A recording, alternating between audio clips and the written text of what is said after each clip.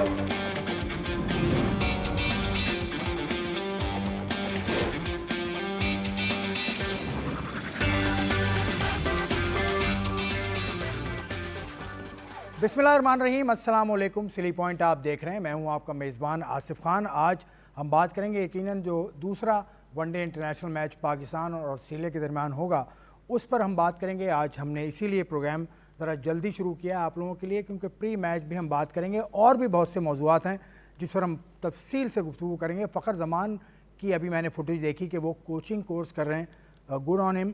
फ़खर भी हैं उसमें, शनवारी भी हैं उसमें, और भी लड़के हैं, लेकिन ये क्या मकसद है इस बात का, इस पर भी बात करेंगे। मेरे मेहमान आने ग्रामी आपको तारुफ़ कराता हूँ, रोज़ाना ही हमारे साथ होते हैं। तनवीर अहमद साबिक टेस्ट फास्ट बॉलर और बहुत शानदार एनालिस्ट हैं।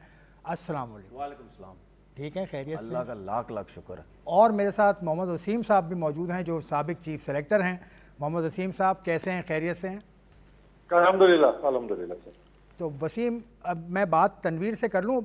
कल जो इन्होंने एक बात की थी कि विराट कोहली से बड़ा प्लेयर है बाबर आजम, उस पर इतना ज़्यादा बात हो रही है सोशल मीडिया के ऊपर। मैं इनसे पूछ लूँ कि आप अब भी अपनी बात पे कायम हैं? मैं 1000% अपनी बात पे कायम हूँ, और आपको मेरी नेचर का पता है। मैं अपने हिसाब से सोचता हूँ, मेरा अपना ओपिनियन है, जो मुझे चीज़ें समझ आती मैं वो करता हूँ, ना डरता हूँ ना भागता हूँ, मैं लाइव सारी बातें करता हूँ। आज आपने पूछा है, इंशाल्लाह ज़िंदगी रही, अगले 10 साल तक भी आपसे मेरी मुलाकात रही, 10 साल बाद भी यही वर्ड होंगे कि जितना अरसा बाबर आजम खेला, जितना अरसा विराट कोहली खेला, बाबर आजम टैलेंट वाइज विराट कोहली से बहुत बड़ा प्लेयर है। विराट कोहली टैलेंटेड इतना नहीं था, लेकिन मेहनत करके उसकी जो कमिटमेंट, उसकी जो फिटनेस, उससे वो अपने लेवल को बहुत ज़्यादा ऊपर ले गया, इसमें कोई शक नहीं है। मैं बार बार बोलता हूँ, लोग मेरी नेगेटिव चीज़ें डालेंगे, ये बात कोई नहीं डालेगा जो मैं विराट के लिए बोला है कि नहीं उससे बड़ा। मैं आज भी बोलता हूँ, देखो मैंने कल जो बातें की मैं आज भी बोलता हूँ, विराट कोहली से बड़ा अगर आप परफॉर्मर्स वाइज बात करें सब कुछ, वो बाबर नहीं है, लेकिन टैलेंट वाइज बाबर उससे बड़ा प्लेयर है। तो परफॉर्मर ही तो ठीक है, सुन लेना, टैलेंट वाइज बाबर उससे बड़ा प्लेयर है। बेटर पिचेस बाबर को मिलेंगी, वो उससे ज्यादा रन्स करेगा। ठीक है, मेरा सिर्फ कहने का मकसद ये था। बाकी आपने भी देखा, मैंने भी देखा, जो बातें कर रहा करने दो उसको। वसीम भाई मैंने बात तो कुछ और करनी थी, लेकिन ये अभी हमने ताज़ा भी देखा। आपका इस पे क्या, आपने कल भी मौक़िफ़ दिया था, लेकिन आज आप मौक़िफ़ को अपने इयादा करेंगे या उसमें कुछ आप तब्दीली करेंगे? नहीं, देखें, जैसे तनवीर तो बोला, उसका अपना ओपिनियन है एक चीज का, और आई थिंक कि हमें हर बंदे के ओपिनियन है उसका रिस्पेक्ट देनी चाहिए, चाहे वो तनवीर है चाहे कोई और है। हर बंदे का अपना ओपिनियन है ना। अगर किसी को कोहली पसंद है तो वो उसका ओपिनियन है, किसी को बाबर पसंद है तो वो उसका ओपिनियन है। तो आई थिंक अब वो ये ना कि आप चीजों को गेज कैसे करते हैं। देखिए, अब तनवीर ने जो बात की है, टैलेंट की बात की है, जो दूसरे लोग हैं वो परफॉर्मेंस की बात करते हैं, वो मैच विनिंग इनिंग्स की बात करते हैं। तो अपने एंगल से देखने की बात है ना, अपने आप में जिस तरीके से चीजों को देखना है, तो आई थिंक कि हमें रिस्पेक्ट देनी चाहिए। और तनवीर की देखें, जो अच्छी चीज है कि वो अपने जो एक स्टांस या जो भी इसको बोलने की एक सोच इसकी होती है, उस पर वो कायम रहता है। तो अब वो किसी को इख्तलाफ है या नहीं है, वो उनका मसला है, तनवीर का अपना है। तो आई थिंक म्यूचुअल अंडरस्टैंडिंग और म्यूचुअल रिस्पेक्ट होनी चाहिए हर किसी के जो होता है ओपिनियन होता है या सोच होती है। हाँ, ये है जो कि फैक्ट बेस्ड बात होनी चाहिए कि मतलब अक्सर जो मुझे भी गिला है, आपको भी होगा, तनवीर को भी होगा, कि जो बाबर पे अननेसेसरी क्रिटिसिज्म होता है ना, कम से कम वो नहीं होना चाहिए। यार सच्ची बात करके आप क्रिटिसिज्म करें कि यार ठीक है नहीं परफॉर्म हुआ, ठीक है टेक्निकल चीजों पे ना, लेकिन हर चीज के अंदर ही बाबर को ले आना। जी मैच हारे हैं हम, जाके चौथे मुल्क में बाबर बैठा हुआ है, छठे मुल्क में, और वो बाबर के ऊपर बात चली जाती है, तो ये अनफेयर है। देखिए, बाबर एक ही स्टार है फिलहाल हमारे पास, और पिछले मतलब इतने अरसे में एक ही मैं कहूंगा कि जो सुपरस्टार लेवल तक गया है, जो कि क्राउड पुलर है, जो कि ग्राउंड में लेके आता है, आपके क्राउड को लेके आता है, उसको लोग देखने आते हैं। तो आप उस पर फेयर क्रिटिसिज्म करें, अनफेयर ना करें कि हर चीज आप उस पर डाल देते हैं। तो मैं तो चीजों को इस तरीके से देखता हूँ कि हमें रिस्पेक्ट देनी चाहिए सब स्टार्स को, बाबर को भी, बाकी प्लेयर्स को भी। अल्फाज का चुनाव हमारे अच्छा होना चाहिए। परफॉर्मेंस पे आप बात करेंगे कि ठीक है अच्छी परफॉर्मेंस नहीं हुई है, या इस तरह का ओपिनियन है, चाहे वो क्रिकेटर्स हैं चाहे वो नॉन क्रिकेटर्स हैं। देखिए, मैंने आपको याद है, मैंने यहाँ शो में बैठ के बात बोली थी, मेरी अड़ी है इन सब लोगों से, ये लफ्ज़ मैंने यूज़ किया था, अड़ी है मेरी इन सबों से। वो ये मैंने लफ्ज़ क्यों यूज़ किए, मेरा कोई बाबर रिश्तेदार तो नहीं है ना, मेरी क्यों अड़ी है लोगों से? ये जो अभी वसीम इन्होंने जो बात की है, वो नेट सेशन पे बैटिंग कर रहा होता है, ट्विटर पे डाल के, यूट्यूब पे वीडियो बना के, यार देखिए जी क्या शॉटे मार रहा है, देखिए जी क्या कर रहा है। अगर माइक एसन उससे डिस्कस कर रहा है, देखिए जी वो उसको कह रहा होगा तू क्या बैटिंग कर रहा है, ठीक है। कैच छुटता है उसके ऊपर वीडियो बनती है, रन आउट होता है उस पर वीडियो बनती है, टीम हारती है उस पर वीडियो बनती है, पूरी बैटिंग फ्लॉप होती है बाबर पे वीडियो बनती है। अबे भाई कौन है बाबर? या तो आप सीधा सीधा बोलें कि यार पाकिस्तान का सबसे बड़ा सुपरस्टार इस वक्त यही है, इसीलिए हम उसके ऊपर वीडियोस बनाते हैं। आपको शिकायत किससे है? साबिक मुझे क्रिकेटर शिकायत से साबिर क्रिकेटर या जर्नलिस्ट से। साबिर देखो, मुझे जर्नलिस्ट भी दो तरह के होते हैं ना, एक यूट्यूब जर्नलिस्ट है, एक जेन्युइन जर्नलिस्ट। देखिए मैं साबिक क्रिकेटर्स या जर्नलिस्ट या मीडिया से कोई भी ताल्लुक रखने वाला बंदा हो, मेरे को हर उस बंदे से इख्तलाफ है जो टेक्निकल चीजों पे तो खैर जो उसने क्रिकेट खेली है वही बात करेगा, दूसरे तो नहीं कर सकते। लेकिन आप पॉजिटिव बात करो ना। देखो मैं अगर बाबर को सपोर्ट करता हूं, क्या मैंने यहां पे बैठ के ये नहीं बोला तो कि यार जीरो पे आउट होने पे क्या पॉजिटिव बात करेंगे? नहीं, जीरो पे आउट होने पे ये बात मत करें कि जी बाबर की वजह से हार गए, बाकी भी तो 7 प्लेयर थे भाई, उस पर कोई डिस्कस नहीं होता, बाबर पे वीडियोस बनती हैं। तो ये कहने का मकसद, ये चीजें विराट कोहली की नहीं होती, ये चीजें और कंट्रीज में कहीं नहीं होती, ठीक है। मकसद मैं उसका आपको सब तरीके से बता देता हूं। अगर यूट्यूब चैनल पे डॉलर्स इंडिया की तरफ से ना आए, इंडिया से हटा के मैं किसी और कंट्री की तरफ ले जाऊंगा, हमारे लोग उस कंट्री की तारीफें करने लग जाएंगे, इंडिया को भूल जाएंगे। क्योंकि अगर किसी और कंट्री से डॉलर कमाए जाएंगे और यूट्यूब पे पैसा आएगा, वो इंडिया की तरफ भूल जाएंगे, वो दूसरी तरफ आ जाएंगे। हमारे लोगों का काम ये है जिसकी वजह से बाबर के पीछे पड़े रहते हैं। तो भाई कहने का मकसद ये है कि मैं इसीलिए, मैं दूसरी बात ये, मैं बाबर को इस वजह से सपोर्ट करता हूं क्योंकि मैंने पहले बहुत देख चुका हूं यार, आपके बड़े बड़े नाम जलीलो ख्वार होके पाकिस्तान क्रिकेट से गए हैं, वो रोते रहे, हमें नहीं पूछा, हमें बेइज्जत करके निकाला, हमारी बेइज्जतियां की, हमें पूछते नहीं थे, कप्तानी से फारिग कर दी, ये कर दी। तो मेरी तो कोशिश ये है कि भाई जब तक मेरी जिंदगी है, जब तक बाबर खेल रहा, मैं इसको ऐसे तो नहीं जाने दूंगा, ठीक है। और मैं खुला डुल्ला उसको सपोर्ट करूंगा। क्यों? आपके पास इस वक्त वही बहुत बड़ा नाम है, बिल्कुल बिल्कुल सपोर्ट करो यार, कोई शक की बात नहीं, सपोर्ट करो। मैं मौजूद, अच्छा सुने एक चीज, आखिरी चीज, और तरफ जा रहा हूं, सुने आखिरी चीज, क्यों हमारे लोग उसको सपोर्ट की तरफ नहीं आते? क्यों नहीं कहते कि यार बाबर तुम ही इस वक्त टीम के अंदर हो, बात करो ना यूट्यूब चैनल पे इधर उधर कि यार तुम ही पाकिस्तान की बैकबोन हो, तुम लेके चलो, तुम सपोर्ट करो, तुम प्लेयरों को बनाओ, तुम अभी जिसने गाजी गौरी ने रन किए, क्या सबने ये नहीं बोला कि यार गाजी गौरी ने रन किए बाबर आजम की वजह से? मैंने देखा, ठीक है। तो ये जो एजेंडा बेस्ड लोग हैं, क्यों उसकी पॉजिटिव चीजें लेके नहीं चलते? क्योंकि हम नहीं चल सकते, हमें पता है पॉजिटिव पे यूट्यूब पे पैसा नहीं आएगा, नेगेटिव बातों पे आएगा। वसीम भाई अब मैच की तरफ भी जाऊंगा, लेकिन आखिरी बात तनवीर का कहना यह है कि जो साबिक क्रिकेटर्स हैं, मतलब आप भी साबिक क्रिकेटर हैं, आपने भी टेस्ट मैच पाकिस्तान के लिए खेले, वनडे खेले, तो आप भी क्या ऐसी जर्नलिस्ट भी इन्होंने कहा, जर्नलिस्ट तो मैंने इनसे कहा ना, यूट्यूबर्स भी हैं, कुछ जेन्युइन जर्नलिस्ट भी हैं, तो आपकी तरफ भी इशारा है ना, साबिक क्रिकेटर्स का भी तो हक बनता है कि उसको सपोर्ट करें अगर वो बड़ा प्लेयर है। तो देखिए यूट्यूब लोग क्यों करते हैं? यूट्यूब का पैसा मकसद कमाना क्या है, है? पैसा एंड ऑफ द डे पैसा कमाना है, चाहे वो किसी को उड़ा के है, चाहे वो किसी को सपोर्ट करके है, मकसद आपका एंड ऑफ द डे पैसा कमाना ही है। मतलब अब पुराने प्लेयर्स हो गए या और भी जो लोग हैं तो नॉन है, उनको अब एक्सपोजर की जरूरत तो नहीं है ना कि आगे हम मशहूर होना चाह रहे हैं यूट्यूब पे बैठ के। मकसद तो आपका फाइनेंशियल थिंग है ना कि आपको वहां से पैसे कमाने हैं। फिर मैं कहूंगा कि उसके अंदर बैलेंस रखने की जरूरत है।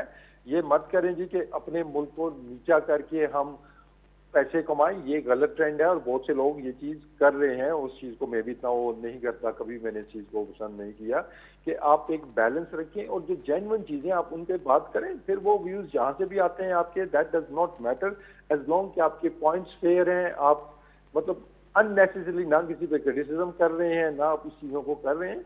End of the day it's all about ये आपका रेवेन्यू कहाँ से जनरेट हो रहा है। तो आई थिंक इस पे आप किसी को ब्लेम भी नहीं कर सकते हैं कि एक बंदा बैठा है, अगर वो पैसे कमाना चाह रहा है, आया है यूट्यूब के ऊपर, तो हर बंदे का अपना राइट है ना। कोई भी तो ऐसा नहीं है ना जो फ्री में बैठ के काम कर रहा है या जिसका चैनल मोनेटाइज नहीं हुआ है। सबके चैनल मोनेटाइज हुए हुए हैं, सबको व्यूज का ही होता है, किसी को एक तरीके से, किसी को दूसरे तरीके से, लेकिन उसमें बैलेंस लाने की जरूरत है। और ये तो मैं बिल्कुल मैं इस पे तनवीर के साथ हूँ। ठीक है तनवीर, अब आते हैं वनडे मैच की तरफ। जो दूसरा वनडे मैच आज लाहौर में होगा, ऑस्ट्रेलिया और पाकिस्तान का। पाकिस्तान 1-0 इस सीरीज़ में अप है। आप क्या समझते हैं, लाहौर की पिच है और ये ऑस्ट्रेलियन मिट्टी नहीं है, तो यहाँ पर रन बनते हैं, यहाँ पर बैटिंग फ्रेंडली पिच होगी, जो मैंने पढ़ा इस पिच के बारे में। और यहाँ पर ऑस्ट्रेलिया ने भी रन्स किए हुए हैं इससे पहले, चैंपियंस ट्रॉफी में 329 इन्होंने चेस किया था इंग्लैंड के खिलाफ। और पाकिस्तान यहाँ पर खेला 2025 में, आखिरी दफ़ा हार गया था न्यूजीलैंड से, लेकिन पाकिस्तान ने भी चैंपियंस ट्रॉफी में 300 प्लस चेस किया हुआ है। तो बैटिंग फ्रेंडली ये पिच है। बॉलिंग में अगर चेंज करेगा पाकिस्तान तो क्या करेगा? देखिए बैटिंग क्या करना फ्रेंडली, चाहिए? देखिए बैटिंग फ्रेंडली अगर पिच बनती है तो मैं तो बहुत खुश हूँ। मैं तो कहता हूँ बैटिंग फ्रेंडली बने। आपके प्लेयर, कितना टाइम हो गया हमारी टीम ने 350 रन किए हुए? 1 साल हुआ है, मतलब चैंपियंस ट्रॉफी 2025, ठीक है, इस लाहौर के मैदान में। ठीक है, ठीक है, पिच बैटिंग थी, ठीक है, आपके प्लेयरों रन किए। एक चीज़ हम कल भी डिस्कस कर रहे थे T20 क्रिकेट के हिसाब से, क्या 2-3 साल पहले पिंडी में जब मैचेस होते थे 250 रन, 270 रन नहीं बने पिंडी में? क्या हो रहा था? हर टीम टॉस जीत के पहले फील्डिंग करती थी और चेस करती थी, 250 से ऊपर रन चेज हो रहे थे। बैटिंग आपकी, ये वही बैट्समैन है ना जो अभी भी PSL खेल रहे हैं या पाकिस्तान टीम से खेल रहे थे। तो बैटिंग पिचेस आप दें अपने प्लेयर्स को, रन्स करें, आप प्रेशर में डालें अपनी बॉलिंग को, क्योंकि हमारी बॉलिंग नहीं है। आप उसको चेक करेंगे, यार हमारी बॉलिंग 300 350 डिफेंड भी कर पा रही है या नहीं कर पा रही है, ठीक है। जो कि मुझे ऐसा लगता है कि जहां पे इनकी मार लगना शुरू हुई, इनको प्रॉब्लम शुरू हो जाएगी। फास्ट बॉलर को तो प्रॉब्लम होनी ही होनी है। स्पिनर्स का भी आपको पता चलेगा जहां बैटिंग फ्रेंडली पिचेस है कि यार स्पिनर क्या कर रहे हैं। जो मैं अगर प्लेइंग 11 खिलाऊं स्पिनर के हिसाब से, तो मैं शादाब को ड्रॉप करूंगा, जिसका मैंने कल बोला था। अरफात मिनास होगा, अबरार होगा, और वो होगा स्पिनर कौन सा है वो, हमारा सलमान। नहीं, मेरे देखो इबरार था, अरफात मिनास था, तो एक और था ना यार, जहन से निकल गया। ये आपके 3 स्पिनर आपके जो है वो खेलेंगे, ठीक है ना। उसके अलावा आपकी कोई टीम नहीं बनती। फास्ट बॉलिंग में मुझे नहीं लगता कि हारिस रऊफ को ये ड्रॉप करेंगे। शाहीन खेलेगा, तो हारिस रऊफ शादाब की खेलेगा। जगह किसको लेके आएंगे आप? शादाब को अगर ड्रॉप करें किसको लेके आएंगे? शादाब था तीसरा स्पिनर। सॉरी, हाँ, शादाब की जगह सुफियान मुकीम, अबरार और अरफात मिनास, ये आपके 3 स्पिनर बनते हैं। बाकी बैटिंग में मुझे नहीं लगता कोई चेंज होगा। एक मैसेज या एक चीज़ समझने की ज़रूरत है, माँ सदाकत को। ये T20 क्रिकेट नहीं है भाई, सेंसिबल होके खेलो, मौका मिल रहा है, ठीक है। आपने जो बांग्लादेश के अगेंस्ट माँ सदाकत ने जिस तरह खेलना शुरू किया था, वो एक्सपोज हुए, 2 मैचेस में हुए एक्सपोज, तेज खेल रहे हैं, मारने की कोशिश कर रहे हैं।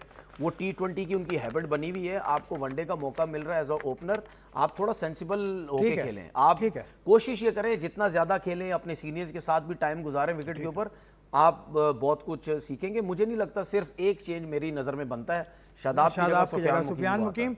ये वसीम, आप तो शादाब को खिलाने के हक में थे कल भी। अब लाहौर पे ये मैच है, बैटिंग फ्रेंडली पिच है, तो शादाब आपको लगता है जो तनवीर कह रहे हैं सुफियान मुकीम उसकी जगह खिला दें? What is your opinion? मुझे याद नहीं पड़ता मैंने हक में क्या बात की थी कि उसको कल आपने कहा था कि शादाब को आप खिलाने के हक में थे।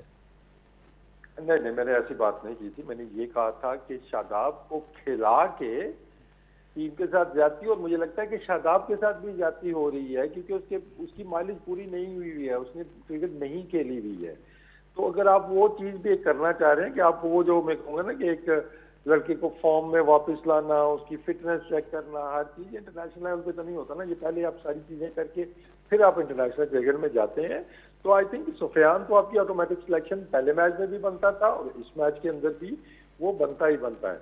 लेकिन अगर आप लेट्स होप कि अब पिच बेहतर हो। पिंडी का जो पिच है ना, पूरी दुनिया में मशहूर है T20 के लिए जी कि इसमें सबसे ज्यादा रन बनते हैं, 200 से कम वहाँ बात ही नहीं होती है। वो पिच वहाँ पे बनाई गई। इसी तरह लाहौर का भी अगर हम देखते हैं जी कि पिच तो बहुत अच्छा होता है हमेशा।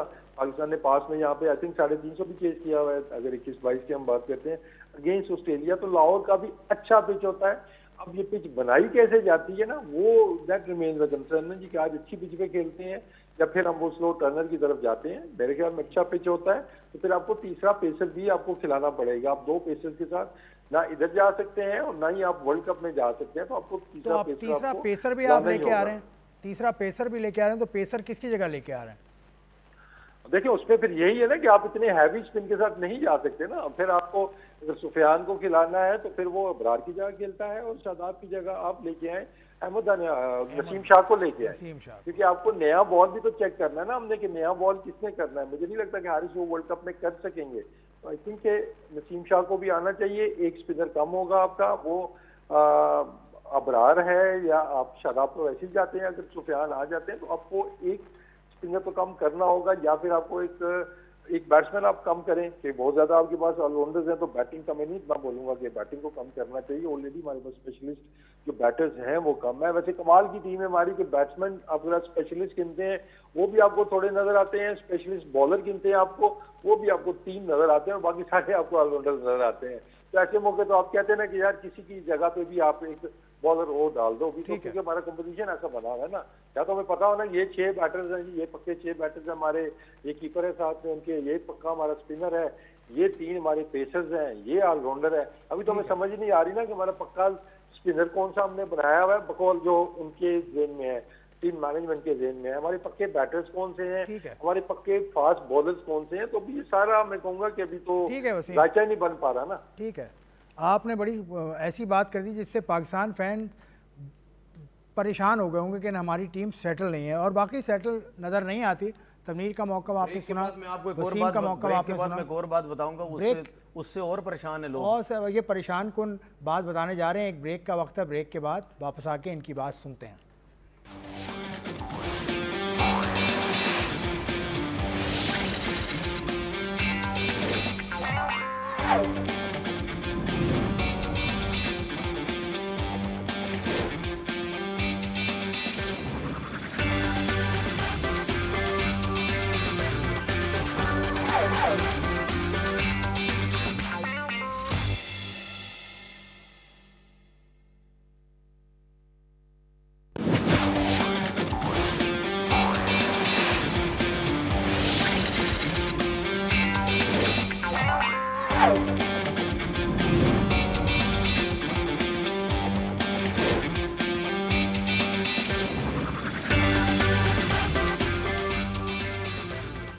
खुशामदेद। सिली पॉइंट में दोनों का मौक़िफ़ तो आ गया कि कौन होना चाहिए दूसरे वनडे में, कौन बाहर होना चाहिए। एक लड़का जिसने पिछले वनडे में परफॉर्म किया था along with Babar Azam and others, bowling में भी बड़ा अच्छा परफॉर्म किया था अरफात मिन्हास ने, लेकिन गाजी गौरी विकेट कीपर बैटर है, यंग है, और बहुत सारे विकेट कीपर्स के साथ इसका नाम लिया जा रहा है, जिसमें रोहेल नज़ीर हैं, जिसमें एक लड़का और भी है तैमूर जो PTB से खेला था और शायद वनडे कप जो हुआ था उसका वो बेहतरीन विकेट कीपर बना था, वो भी है। उसके अलावा हसीब उल्ला भी है, और भी विकेट कीपर्स हैं, लेकिन गाजी गौरी को मौका मिला। गाजी गौरी ने कल मीडिया से बातचीत की है, उसने क्या कहा वो सुन लें, फिर गुफ्तगू आगे बढ़ाता हूँ। नहीं देखिए, काफ़ी कॉन्फिडेंस मिलता है जब एक सीनियर प्लेयर पहले से मौजूद हो, और बाबर भाई जैसा प्लेयर जो कि आपको पता है माशाल्लाह से इतना परफॉर्मर है, तो उनके साथ बैटिंग करना का एक अलग कॉन्फिडेंस होता है, और एक थोड़ा आपके ऊपर प्रेशर कम होता है, क्योंकि एज अ सीनियर वो जो मुश्किल चीज़ें थे वो अपने ऊपर ले रहे थे। मुझे उन्होंने थोड़ा सा आसान रखा हुआ था, उन्होंने मुझे सिर्फ ये कहा था कि आप स्ट्राइक रोटेट करो, थोड़ी डॉट बॉल्स भी हो जाए तो कोई मसला नहीं है, क्योंकि जो रन्स हैं वो हमें इतने नहीं चाहिए, तो आपका यहाँ होना ज़रूरी है। तो एक बाबर भाई जैसा प्लेयर जब होता है क्रीज पे और आप उनके साथ बैटिंग कर रहे हो तो चीज़ें थोड़ी आसान होती है। देखिए, ऐसी कोई बात नहीं है कि मैं रिजवान भाई को रिप्लेस कर रहा हूँ, ऐसा कुछ भी नहीं होता। रिजवान भाई मोस्ट सीनियर प्लेयर हैं, और वही जो है हमारे इस time first choice wicket keeper आप उनको कह लें। और कप्तान और कोच की तरफ से मुझे काफ़ी बैकअप मिल रहा है, क्योंकि जब मैं बांग्लादेश में भी खेला था उन्होंने मुझे यही कहा था कि आप अपनी तैयारी पूरी रखो, किसी भी टाइम आपको मौका मिल सकता है, तो आपने मौके को अवेल करना है। तो बस ऐसा ही है कि कप्तान ने और कोच ने मुझे अल्हम्दुलिल्लाह पूरा सपोर्ट किया। तो ये थे गाजी गौरी, नौजवान विकेट कीपर बैट्समैन हैं, इनका आपने व्यूज़ सुने। अब तनवीर की तरफ चलता हूँ। गाजी गौरी के आपने व्यूज़ सुने, बाबर आजम की उसने तारीफ़ की जो कि बनती है। आपने भी मैच देखा, मैंने भी देखा, सबने देखा कि बाबर जिस तरह से उसको खिला रहा था और जिस तरह से जाके उसको बता रहा था कि अगर 2-3 बॉल्स मिस हो गई कोई मसला नहीं है। तो एक बड़े प्लेयर का होना, जो आप हमेशा कहते हैं कि बाबर के साथ कोई बड़ा प्लेयर नहीं था, तो अब ये बाबर की जिम्मेदारी भी है कि लड़कों को भी पास ऑन करे। बिल्कुल। और ये देखें, बाबर के साथ जो भी अब यंग बच्चा खेलेगा वो 100% जब भी रन्स करेगा वो बाबर की तारीफ करेगा। अगर वो उसने विकेट पे बाबर आजम के साथ टाइम गुजारा, ये एक नॉर्मल सी चीज़ है, कोई इतनी रॉकेट साइंस नहीं है। अगर कोई सीनियर बॉलर भी किसी जूनियर के साथ खेल रहा होगा वो उसकी तारीफ करेगा, यार इसने मुझे बताया। अगर सीनियर भी बैट्समैन भी कोई जूनियर उसके साथ खेल रहा होगा, जूनियर 100% उसकी तारीफ करेगा, ठीक है ना। चाहे वो बाबर के साथ खेल रहा हो, चाहे वो रिजवान के साथ खेल रहा हो, चाहे वो सलमान आगा के साथ भी बैटिंग कर रहा होता, ठीक है, वो ज़रूर इनकी तारीफ करता कि यार देखें ये सीनियर है, इन्होंने इनके साथ में खेला, मुझे फ़र्क पड़ा। इसीलिए मैं बार बार बोलता हूँ, जूनियर प्लेयर जब लेजेंड बड़ा नाम बनता है वो सीनियर के साथ ही बनता है। और इन बच्चों की खुशकिस्मती, उन बच्चों की खुशकिस्मती अच्छी है कि यार वो आए हैं और इन प्लेयरों के साथ खेल रहे हैं। दूसरा, बाबर की जो आपने बात की, बहुत अच्छी कमिटमेंट उसकी मुझे अब नजर आ रही है। वो पूरा फोकस है, वो खुद भी खेलने की कोशिश कर रहा है, वो दूसरों को खिलाने की भी कोशिश कर रहा है, बताने की भी कोशिश कर रहा है। जहां पे डॉट बॉल्स हो रही हैं, गलत शॉट्स खेल रहा है गाजी या कोई भी, वो जाके फौरन बताता है कि नहीं यार इस किस्म इस तरह तुमने बैटिंग करनी है। इस वक्त जो बाबर जिस हिसाब से वो बैटिंग कर रहा है उसको छेड़ना नहीं भाई, वो बहुत अच्छे तरीके से खेल रहा है। उसने रिजवान की भी बात की कि रिजवान भाई को रिप्लेस नहीं किया मैंने, रिजवान नंबर 1 विकेट कीपर है। तो एक बच्चा जो ऐसा लगता है कि रिजवान की जगह आया है, उसने खुल के बात कर दी। यानी कैंप का माहौल ये है कि Rizwan is the number 1 keeper. देखिए वो तो बिल्कुल सही बात है। तो आपको परेशान होने की जरूरत नहीं है। इसमें कोई नहीं, मुझे परेशान होने की जरूरत इस वजह से है क्योंकि ये पाकिस्तान है, इसमें एकदम से ठोडा मार के साइड पे कर दिया जाता है ना, एकदम से नए लोगों 1700 रन है उसके वनडे में, एक दो नए लोगों को लेके आए थे। अब तक सबसे इस बात का एक एग्जांपल दे देता हूं बड़ा। ये 1-2 दिन पहले बात है, अजीत अगारकर जो चीफ सेलेक्टर है इनके इंडिया के, क्या खूबसूरत बात की उसने। और चीफ सेलेक्टर तवील अरसे से क्या खूबसूरत बात की है। और हमारे सिलेक्टर जो बैठे हुए इस वक्त, ये जो भी आके बैठ जाता है, सीखो उससे। मैं अपने सिलेक्टर्स को बोलता हूं उसको सीखो, ये होता है सिलेक्टर। तो 3 महीने का सिलेक्टर होता है हमारे यहाँ। चलो जो अभी 3 महीने के लिए भी आते तो इस किस्म का काम कर लो। उसने क्या बोला, सूर्यवंशी की बात हुई, उसने बोला भाई T20 में रन किए हैं, IPL में रन किए हैं, अगर वनडे में सिलेक्ट करना है, टेस्ट में सिलेक्ट करना है, जाओ डोमेस्टिक क्रिकेट खेलो, वहां जाके प्रूव करो।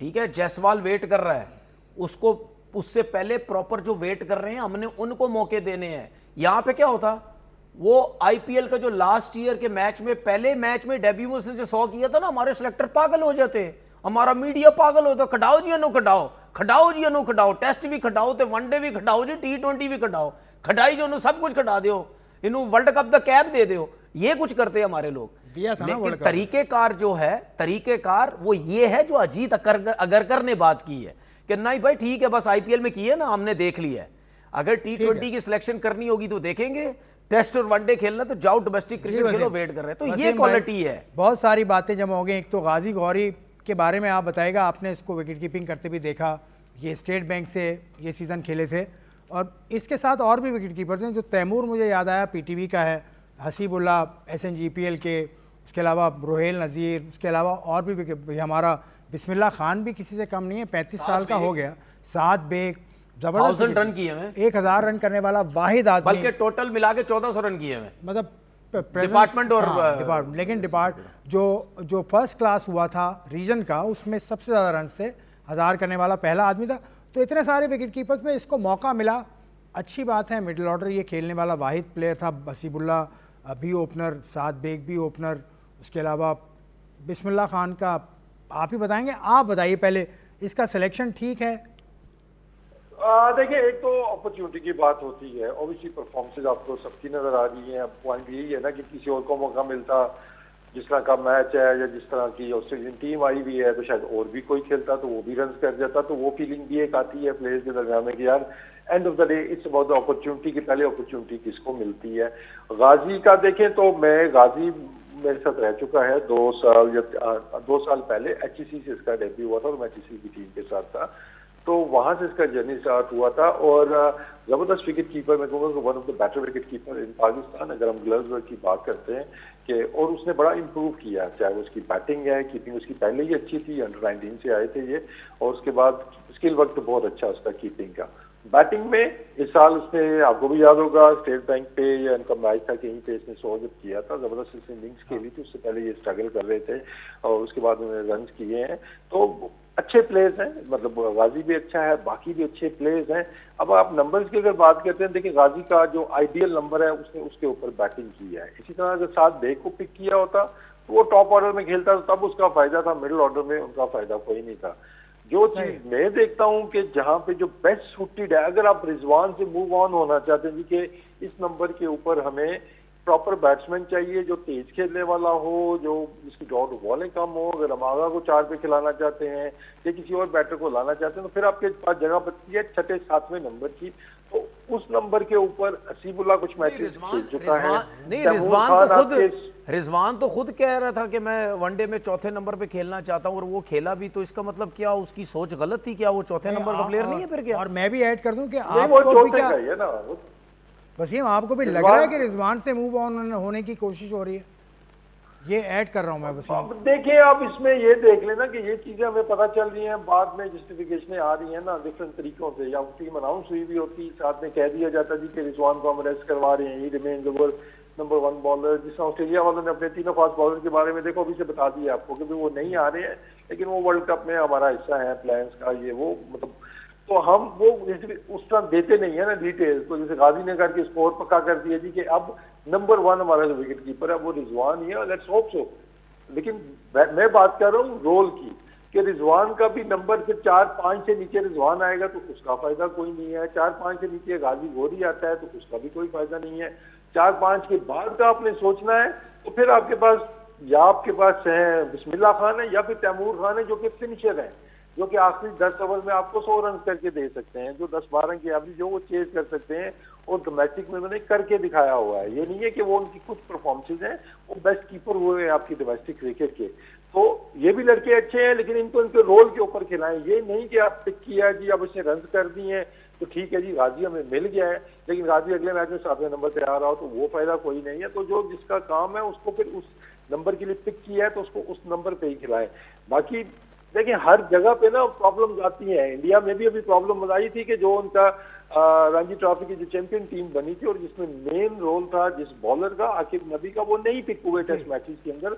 बड़ा शोर मचा मीडिया के अंदर, उनके लेजेंड्स ने भी कहा जी कि फिर बंद कर दें डोमेस्टिक क्रिकेट, कि अगर आपने पिक नहीं करने लड़के वहां से तो आप उसको आकिब नबी को उन्होंने as a net bowler team के साथ किया है। तो वो हर जगह पे कोई ना कोई आते हैं, लेकिन वहां पे शायद अगर हम इसको देखते हैं कि शायद ये कोई और वजह हो सकती है। बाकी डोमेस्टिक क्रिकेट की जो मैं हमेशा बात करता हूँ कि आप डोमेस्टिक को रिस्पेक्ट करोगे ना तो फिर आपको रिस्पेक्ट आगे भी चल के मिलती है। चाहे वो अरफात ने आपको दिखा दिया है, चाहे इससे पहले भी हमने देखा है कि जो लड़के डोमेस्टिक खेल के गए हैं अभी बांग्लादेश के टूर के ऊपर भी, कि वही परफॉर्म आपके कर रहे हैं। तो हमें ये चीजें, हमें पीएसएल से बाहर निकलना होगा। पीएसएल का सिर्फ एक क्राइटेरिया हमने बना लिया कि पीएसएल में ही हमने जज करनी है, फिटनेस भी और फॉर्म भी हर फॉर्मेट की। इससे हमें निकलना होगा। T20 की हद तक रहें आप, ठीक है जी, वो 4 ओवर की गेम है, आप 4 ओवर की फिटनेस वहां चेक करें। T20 अगर पीएसएल के अंदर आप कहिए कि हमें टेस्ट का बॉलर मिल गया है, हमें फलाना मिल गया है बैट्समैन, इससे तो हमें बिल्कुल निकलना होगा। अदरवाइज ये क्वेश्चन मार्क आता है आपकी पूरी डोमेस्टिक क्रिकेट के ऊपर। अगर आपको अपनी डोमेस्टिक क्रिकेट के ऊपर यकीन नहीं है या उसके ऊपर शबहात है उसके ऊपर, तो फिर आप ही लोग हैं ना डोमेस्टिक चलाने वाले, तो फिर इसको ठीक करें। अगर आपको नहीं लगती वो अच्छी नहीं है, वो जो छोटा सा कमेंट बस आप दे दें, फिर ब्रेक लूंगा। देखिए, मैंने ब्रेक पे जाने से पहले एक बात बोली थी कि एक और परेशानी की बात है। 2026 चल रहा है, हमारे पास एक ऑलराउंडर नहीं है, कोई भी फास्ट बॉलर ऑलराउंडर नहीं है हमारी टीम के अंदर। 2 प्लेयर ऐसे हैं, आमिर जमाल हो गया या वो जो अभी तो अमाद भट्ट, ठीक है ना, ये अमाद भट्ट को भी टेस्ट डोमेस्टिक क्रिकेट में रगड़ा खा रहा है, ठीक है। मतलब यानी पाकिस्तान टीम के अंदर कोई फास्ट बॉलर ऑलराउंडर नहीं है भाई। जब आप डोमेस्टिक क्रिकेट में, एक और तरीका बता देता हूं अपने सिलेक्टर्स को, जब आप डोमेस्टिक क्रिकेट में किसी ऐसे फास्ट बॉलर को देखते हैं ना जो साथ में बैटिंग भी करता है, आप उसके ऊपर नज़र रखते हैं, आप उसको देखते हैं कि यार ये स्पेशली अगर देखो, अगर मैं सिलेक्टर हूँ, मिसाल के तौर पर एक एग्जांपल दे, अगर मैं सिलेक्टर हूँ, मैं ये सोच रहा हूँ यार पाकिस्तान टीम के अंदर फास्ट बॉलर ऑलराउंडर कोई नहीं है, ठीक है, मैं स्पेशली इंस्ट्रक्शन दूंगा उस टीम के एसोसिएशन के या रीजन जो भी उनके कोचेस को कि यार ये फलाना बंदा, ये मुझे नज़र आता है, ये बैटिंग भी बहुत अच्छी कर रहा है, ये बॉलिंग फास्ट बॉलिंग भी बहुत अच्छी करता है, तो कोशिश आप करो कि मैं ये इसको देखना चाह रहा हूँ कि यार अगर आप ऊपर भेजते हैं तो कैसी बैटिंग करता है, आप इसको नीचे भेजते हैं तो कैसी बैटिंग करता है, आप इससे बॉलिंग करवाएं, नया बॉल कराएं, पुराना बॉल कराएं। ये तरीकेकार है एक प्लेयर को डेवलप करने का, ठीक है, जो कि हमारा यहाँ कुछ भी नहीं होता है। इसी देखो, जो लोग कहते हैं ना कि यार बैठ के टीवी पे, अबे भाई हम बैठते हैं टीवी पे, हमें कुछ इंप्रूवमेंट नजर नहीं आती ना, इसलिए हम बात करते हैं ना, क्योंकि आप लोग सारे ग्राउंडों में जाते हो, कोचेस काम करते हैं, तो हमें फिर पाकिस्तान टीम में इंप्रूवमेंट नजर आनी चाहिए। तो ये जब आप गए थे इस दफा नेशनल स्टेडियम, वहाँ मिसबा की टीम जब खेल रही थी SNGPL, उनके बॉलिंग कोच हैं न्याजी, तो उनसे आपकी कोई बात नहीं हुई इस मौजू पर? देखिए मैं आपको बताऊं, बात मैंने किसी से कुछ नहीं की, लेकिन एक टेस्ट फास्ट बॉलर अभी इस वक्त पाकिस्तान टीम के अंदर है, मैंने उनको डोमेस्टिक में बॉलिंग करते हुए देखा। यार एक बंदा 100 कर रहा है, वो एक बाउंसर नहीं कर रहा वहां पे। आप टेस्ट बॉलर है भाई, एक बंदा 100 कर रहा है, आप बाउंसर नहीं कर रहे, तो मैंने तो वहीं फौरन से पिक कर लिया। मैंने बोला यार आप कैसे टेस्ट फास्ट बॉलर हो यार, जैसी विकेट भी आप तगड़े बाउंसर तो करो उसको, ठीक है। तो मिसिंग हैं चीजें बहुत, ठीक है, तो आपने किसी प्लेयर को डेवलप करना है तो आपको फिर इंस्ट्रक्शन चीजें देनी पड़ती हैं कि यार हमने इसको देखना, देखो और जो कैसे। अभी फर्स्ट क्लास का सीजन हुआ, इसीलिए मैं एक वर्ड बार बार बोलता हूं कि यार हमारे स्पिनर्स भी आगे नेशनल अकेडमी में बैठे रहे, काम किया, अपना काम हुआ, चले गए, कमाई की, चले गए। ना स्पिनर निकल रहे हैं, ना लेग स्पिनर निकल रहे हैं, ना ऑफ स्पिनर निकल रहे हैं, ना ऑलराउंडर्स फास्ट बॉलर ऑलराउंडर्स निकल रहे हैं, ना हमें मिडिल ऑर्डर के प्लेयर्स में प्रॉब्लम हो रहा है। तनवीर तो साहब मुझे ये एक ब्रेक चीज़ों लेना है, देखो भाई, मुझे एक ब्रेक लेना है। तनवीर ने जो फर्स्ट क्लास की बात की, ये फर्स्ट क्लास सीजन अब ड्यूक की बॉल से हो रहा है, जो तनवीर भी मुझे वाउच करेंगे कि फास्ट बॉलर्स के लिए कदरे आसान होती है, उसकी सीम ऊपरी भी होती है। लेकिन अब मौजू आगे लेके जाना है तो एक ब्रेक का वक्त है। ब्रेक के बाद I will see you once again.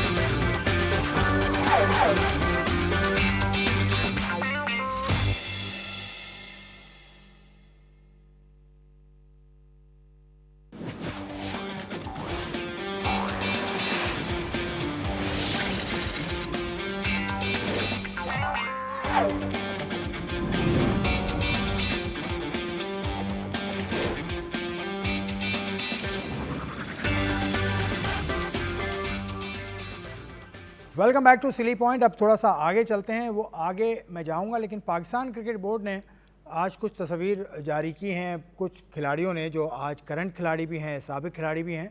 Level 2 coaching course किया है, जिसमें आप देख रहे हैं खिलाड़ी कितने सारे बैठे हुए हैं। इसमें बहुत सारे प्लेयर्स हैं, जिसमें आसिफ अफरीदी नज़र आ रहे हैं आपको, उनके अलावा फ़खर जमान नज़र आ रहे हैं, उसके अलावा उस्मान शनवारी भी नज़र आ रहे हैं। ये फ़खर और उस्मान साथ ही बैठे हैं। तो ये लेवल 2 कोचिंग कोर्स है जी। तनवीर साहब, लेवल 2 तो आपने भी किया होगा, क्योंकि इंग्लैंड में आप खेलने जाते थे तो लेवल 2 तो हुआ करता था वहाँ पर।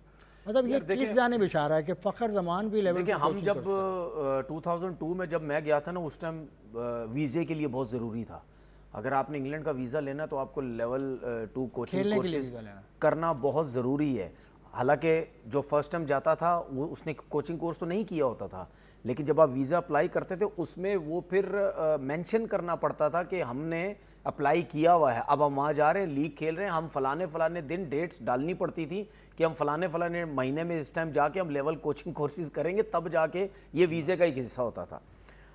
देखिए जाहिर सी बात है, मैंने तो आई थिंक काफ़ी अरसा हो गया है, और 2005 में या 6 में ऐसा किया था। फ़खर ने की, फ़खर को करवाया जा रहा है। देखिए क्या क्या समझ आता है? देखिए इसकी जो भी रीज़न समझ आती है मैं वो कह नहीं सकता, लेकिन मैं ये ज़रूर समझता हूँ कि जब तक आप क्रिकेट खेल रहे हैं, ना आपको टीवी पे बैठना चाहिए, ना आपको कोचिंग कोर्सेज करने चाहिए। सिर्फ क्रिकेट खेलें, क्रिकेट पे फोकस करें, अपनी क्रिकेट खेलें। जब तक आपने क्रिकेट खेलनी है, चाहे आप 35, 36, 37 जब तक भी आप खेलना चाहते हैं, तो क्रिकेट से हट के आपको कोई काम नहीं करना चाहिए। अगर आप ये कोचिंग कोर्सेज इसलिए कर रहे हैं कि कोई भी ये समझता है कि यार चलो मैं अभी फ्री हूँ, मेरे पास टाइम है, मैं कोचिंग कोर्सेज कर लूँगा, ठीक है, आपकी सोच ये है। या आप सोचते हैं कि यार कोचिंग कोर्सेज करके मैं अपने ऊपर काम कर सकता हूँ थोड़ा बहुत, वो आपका टाइम गुजर गया है, अब आप अपने ऊपर कुछ भी काम नहीं कर सकते। अगर आप काम करने की कोशिश करेंगे वो ख़राब ही होगा, क्योंकि आप ना बच्चे हैं ना कुछ है, ठीक है। आपकी जो चीज़ पक्की होनी थी वो हो चुकी है, जो खेलना था आप खेल चुके, ठीक है। लेकिन लोग ये सोचते हैं कि यार ऐसा लगता है कि आप कोचिंग कोर्सेज इस वजह से वो कर रहा है कि शायद उसको ये पता चल गया, या वो खुद फैसला कर रहा है, या सोच रहा है कि नहीं यार अब मेरी शायद क्रिकेट ख़त्म है, मैं नहीं खेलना चाहता, मैं अब कोचिंग की तरफ आऊँ, फ़ौरन से ही क्रिकेट ख़त्म करके फ़ौरन से ही मैं कोचिंग की तरफ जो है वो चला जाऊँ, क्योंकि मैंने कोचिंग कोर्सेज कर ली है। अपनी सोच है सबकी, लेकिन मेरी हमेशा सोच रहती है जो आप एक काम कर रहे हैं उसके साथ कोई दूसरा काम ना करें, कोई तीसरा काम ना करें। कितनी जल्दी कोचिंग में आ जाना चाहिए? देखें जावेद भाई 2 साल के बाद आए थे, मिसबा फौरन आ गए थे कोचिंग में। देखें आप कोचिंग में चले जाएं, आपको कोई मसला नहीं, आप अंडर 19 की कोचिंग में चले जाएं, आप फर्स्ट क्लास की कोचिंग में। लेकिन मैं ये समझता हूं, अच्छा एक और बात बड़े मजे की बताऊं, अभी शो से पहले मैंने आपसे बात की थी, मैं कुछ न्यूजीलैंड की बात करूंगा, ठीक है ना। मार्टिन गप्टिल को मुझे कुछ चीजें पता चली हैं। मार्टिन गप्टिल वो बहुत अरसा न्यूजीलैंड खेले, बड़ा रेपुटेशन उनकी, ठीक है, बहुत बड़ा नाम है। उनको लेवल 3 कोचिंग कोर्सेज करवाया, ठीक है, वरना प्रोसेस के थ्रू चीजें चलती हैं, जो इतना बड़ा नाम नहीं होता। उनको डायरेक्ट करवाया कि यार आप लेवल 3 कोचिंग कोर्सेज कर लो। 2 और 1 के बगैर नहीं, सब ऐसा तो किए नहीं हैं, होता। सब किए, पहले किए हुए थे, 2 भी किया था, लेकिन 3 उनको करवाया, ठीक है। लेकिन ये करवाने के बाद उनको ये बोला कि आप जाएं नीचे से काम स्टार्ट करें।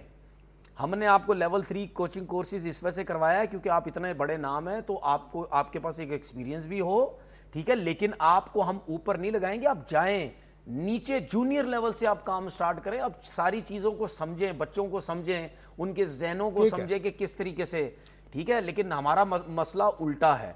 तो जो भी आप कोचिंग कोर्सेज कर रहा है तो उसका काम ये है कि जाए, यार देखिए एक प्रोसेस है। अगर कोई भी बैट्समैन है, कोई भी बॉलर है, वो कैसे सीखता है?